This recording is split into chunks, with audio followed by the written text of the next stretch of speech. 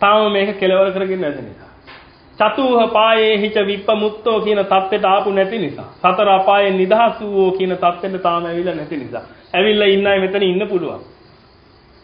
තව වීරිය වඩන්න. එතකොට ඔබට දැනෙන්න පටන් ගනී ආන් ඇවිල්ලායි කියලා. මේ ධර්මය අවබෝධ වෙලා නැත්තම් ඇවිල්ලා නැහැ.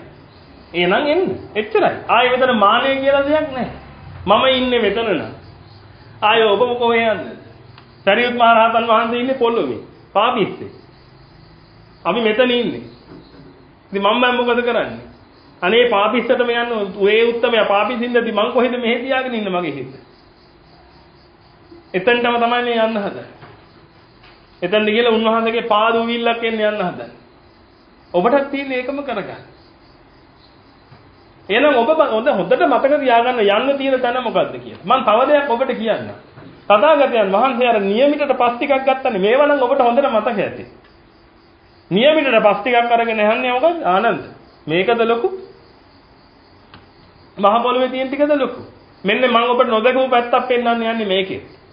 මම ඒකයි කිව්වේ මේ ධර්මයේ ධර්ම විචය සම්පොච්චංගේ ඔබ වැඩෙන්න ඕනේ මේවා කරගෙන යද්දි.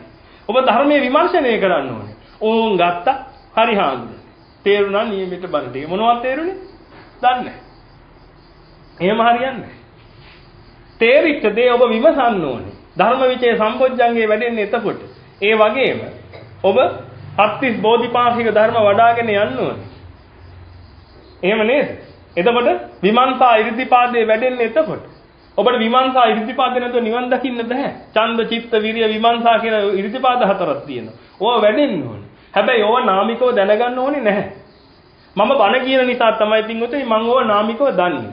මට දෙයක් කියෙව්වහම එක වචන පේලියක් දැක්කනම් ඒ පේලිය ගැන පුරා දවසක් කතා කරන්න පුළුවන් අවබෝධයක් එනවා. ඉතින් සසරේ තිබිච්ච පුරුද්දක් වෙන්නේ. ඉතින් ගියාත් දෙක මහා තෙර නමක් වෙලා ඉන්නේ. ඒ කරගත්ත ගොන් වැඩක් නිසා ආයි ඉපදුනා. දැන් ඉතින් මේකේ ආයි ගොන් වැඩ කර ඉන්නේ නැහැ. මේකේ කරන්න පුළුවන් තා ගිහි ජීවිතේ ඉඳලා පුළුවන් තාක්කල් කරගන්නවා. ගිහි ජීවිතේ ඉන්න බැරි වෙනකොට සසුන්ගත වෙනවා. ඒ සසුන්ගත වෙන්නේ මේවා නම් ඉතින් සුදුසුත් නෑ ඔබට කියන්නේ ඒ සසුන්ගත වෙන්නේ. පින්වතුනි කවදා හරි බොහෝම අවසාන කාලයේ ගත කරන ස්වාමින් වහන්සේ නමකගෙන් තමයි මේ මහානකම ලබන්නේ. ඇයි? නැත්තම් ගුරු හාමුදුරුවෝ කියන එකනේ කියන්නේ වෙන්නේ. ඇත්ත ධර්මයේ කියන්න වෙන්නේ නැහැ. අද ඒකයි වෙලා තියෙන්නේ ගොඩක් අය. ගුරු හාමුදුරන්ගේ මොන හරි ටිකක් අහගෙන ওই ටික කියනවා. අද බණ කියන පොතොත් තියෙනවානේ. ඔබ විශ්වාස කරන්න. හාමුදුරන්ට බලන්න පොත් තියෙනවා. බණ කියන්නේ. හාමුදුරුවෝ ඒ ටික බලාගෙන ගිහලා බණ කියනවා. උපාසකම්ල සාදු නාද දෙති අහනවා. පින්වතුනි මම අද ඔබට පන්සිල් සමාදන් කෙරුවේ නෑ නේද? ඔබට හරි පුදුමයි. මම පන්සිල් පද පහ දන්නවා. හැබැයි මම ඔබට ඒවා සමාදන් කෙරුවේ නැහැ. සීලයක් කොහොමද සමාදන් කරවන්න බෑ. සීලය කියන එක සමාදන් කරන එකක් නෙමෙයි. සීලය කියන්නේ ඔබ සෝතාපන්න ඵලයටපත් වෙනකොට ඇති වෙන එක. සමාදන් වෙනවා නම් සමාදන් වෙන්න තියෙන වතක්. යම් සමාදානං සංවතං සංවරට්ඨේන සීලං කියලා බුදුහාමුදුරු කියන්නේ. යම් සමාදානයක් ඇද්ද ඒක වතක්. ඒ වතක් තමයි අපි සමාදන් වෙලා පූර්ණේ කරන්නේ. ආයි කැඩුනොත් ආයි සමාදන් වෙලා ආයි පූර්ණේ කරනවා.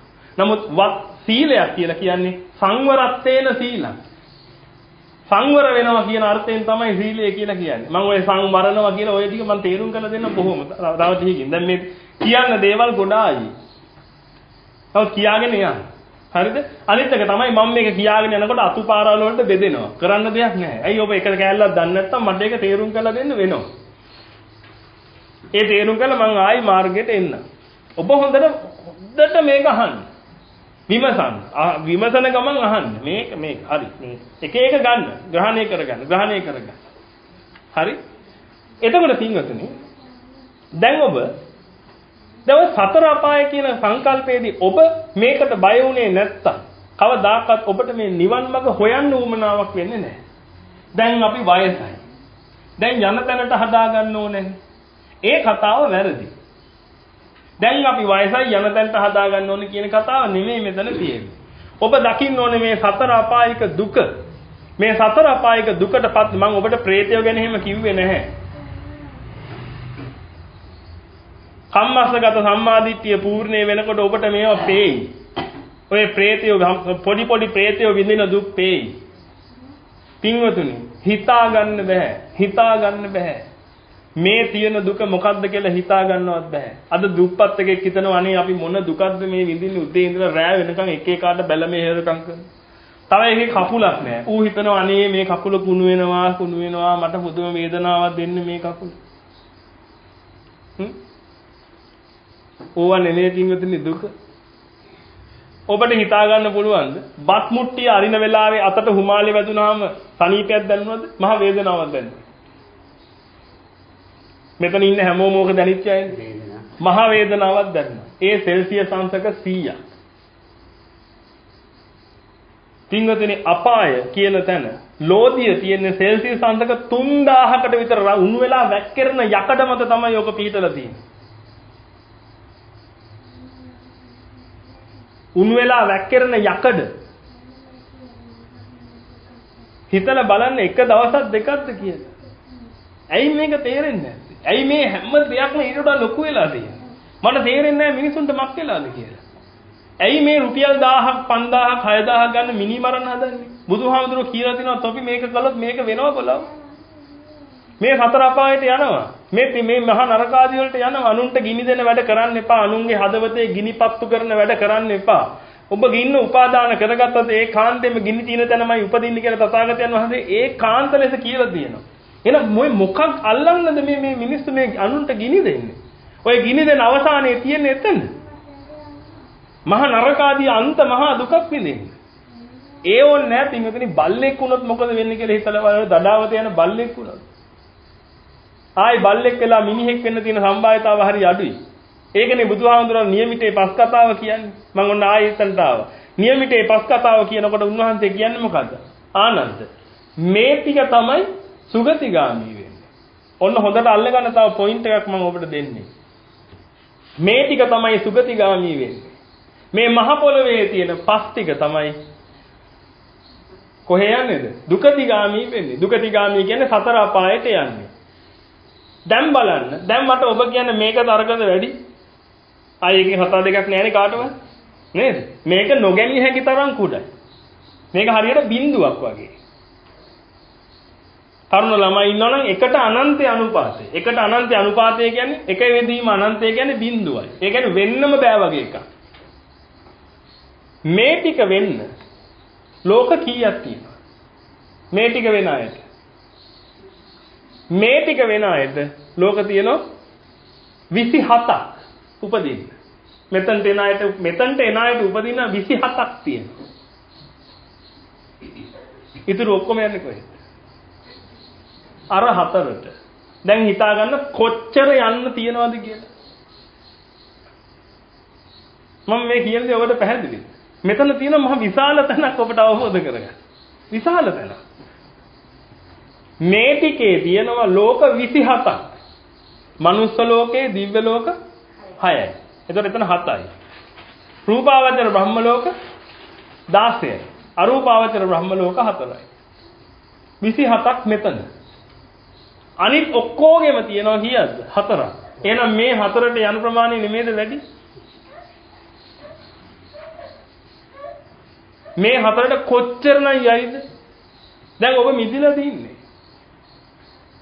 ඔබ පව් කරලා නැද්ද? ඔබ කරපු පව් වලට අපාගත වෙනවා කියලා ඔබට හිතෙන්නේ නැද්ද? හිතෙන්නේ නැද්ද? දැන් ඔබ හිතන් ඉන්නේ මම පව් කළානේ මම මිනිමෙරුවේ නෑනේ. එහෙමද? ඔබ මේ ආත්මේ කරපු පව් ටික හොඳටම ඇතිපින් උතුණි අපාගත වෙන්න. තථාගතයන් වහන්සේ මෙන්න මෙහෙම දෙයක් කියනවා මේක කියනකොට ඔබට හීන් දාඩිය දාලා යයි. උන්වහන්සේ කියනවා මහණෙනි ඇහෙන් රූප දිහා බලලා කාම සංචේතන ඇති වෙලා කාම සංකල්පනාවට ඇවිල්ලා කාම පරිදාහයටපත් වෙලා කාම පරිේශණයේ යෙදෙන වෙලාවට ඒ කියන්නේ ඇහෙන් හෝ කනෙන් හෝ නාසයෙන් හෝ ආදි වශයෙන් කාම පරිේශණයේ යෙදෙන වෙලාවට නුඹලා මලොත් නුඹලා මියදුනොත් අපායේ හෝ නරකයේ හෝ තිරිසන් යෝනියේ ඒකාන්තෙම උපදිනවා කියලා. ඊට වඩා හොඳයි. ඔය රූප දිහා බල බල ඉන්නවට වඩා හොඳයි රත් වෙච්ච යකඩ දෙකක් අරගෙන ඇහි අතුල්ල ගනින්න කියලා ආදිත්ත පරියාය සූත්‍රයේ දේශනා කරන්නේ සංයුක්ත නිකායේ. දැන් හිතලා බලන්න. දැන් රූප බලලා නැද්ද ඔබ මෙච්චර? නේද? රූප බල ආස්වාද ජනිත කළා නැද්ද? දැන් වයසයි නිසා සමහරට එහෙම නැතුව ඇති. නමුත් ඒක ඉස්සෙල්ලා කොච්චර කළාද? එහෙනම් ඔය කරපු ටික දැන් හැංගිලාද තියෙන්නේ කොහේ හරි? නෑ පින්වතුනි. ඕ අනුසේ වශයෙන් තැම්පත් වෙලා තියෙන්නේ මේ අවස්ථාව වෙනකම් බලාගෙන ඉන්නේ. එහෙමනම් මේක කරන්න තියෙන්නේ මේ මරණාසන්න චිත්ත වීදියට මම මැරෙන්න ඉස්සෙල්ලා කොහොම හරි පින්පොත කියව ගන්න ඕනේ මැරෙන්න වෙලා. පින්පොත නෙමෙයි පින්වතුනි. පින්පොත් 100ක් කියවුවත් වැඩක් නැහැ. Tamanට උපාදාන වෙලා තියෙන කේ වෙලාවට ඇදිලා එන එක නවත්තන්න බෑ.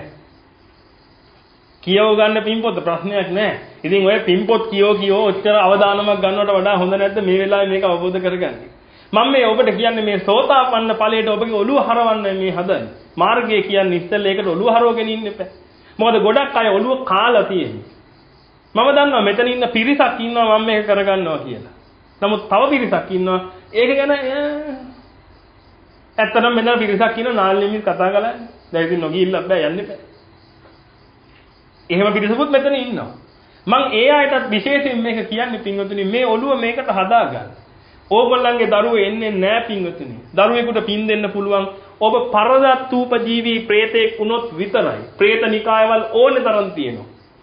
ප්‍රේත යෝනි ඕනේ තරම් තියෙනවා.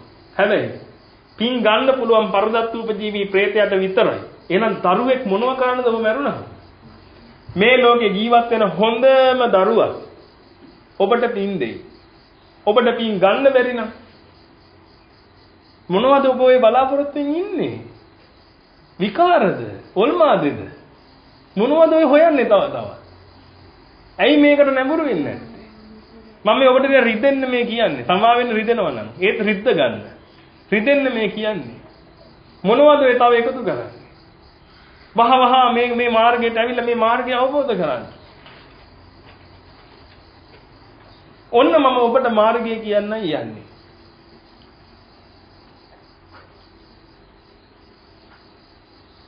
ඉස්සෙල්ලම මේ දුක්ඛ ආර්ය සත්‍යයත් අතර වෙනස ඔබ දැනගන්න. මේ ලෝකෙට බුදුවරු පහළ වෙලා කියන දේ ගැන අවබෝධ කරගන්න. තථාගතයන් වහන්සේ කියනවා නහි සීලේන වතං හෝතු